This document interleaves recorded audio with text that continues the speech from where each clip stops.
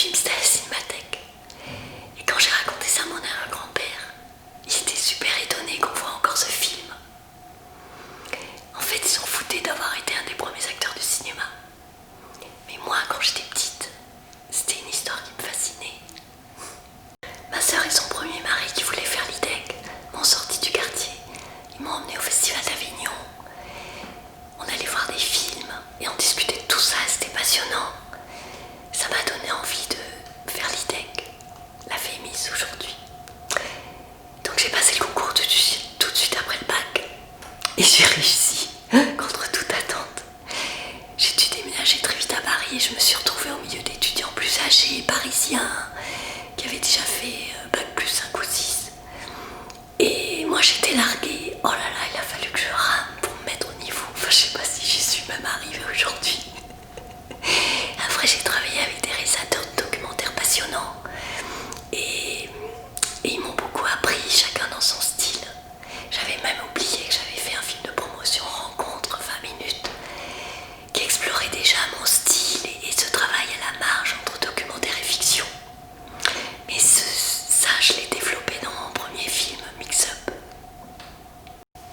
Les secrets, les histoires de famille, ça me passionne parce qu'on partage tous les mêmes en fait. Thème jeu, c'est une autofiction déjantée, loufoque,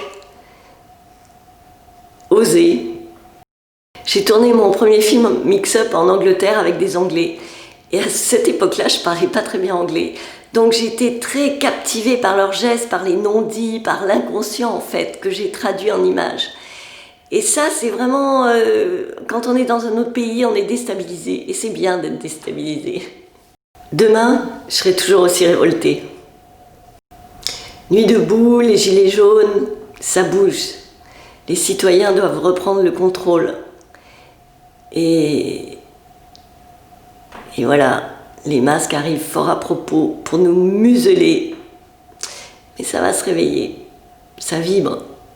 Mes 2 premiers films, Mix Up et Appelez-moi Madame, ont très bien marché aux États-Unis. Et du coup, ça a attiré l'attention d'un producteur de chez Coppola. Et j'avais un projet d'un film de fiction aux États-Unis, d'après un roman. Et donc, il s'est intéressé à ce projet. Et là, j'ai raté le coche parce que il fallait faire le pas, il fallait devenir américaine. Et je n'ai pas choisi cette voie. Bon, moi, je suis contente d'où je suis. Je sais pas ce que ça aurait donné. Encore en devenir. Encore en devenir.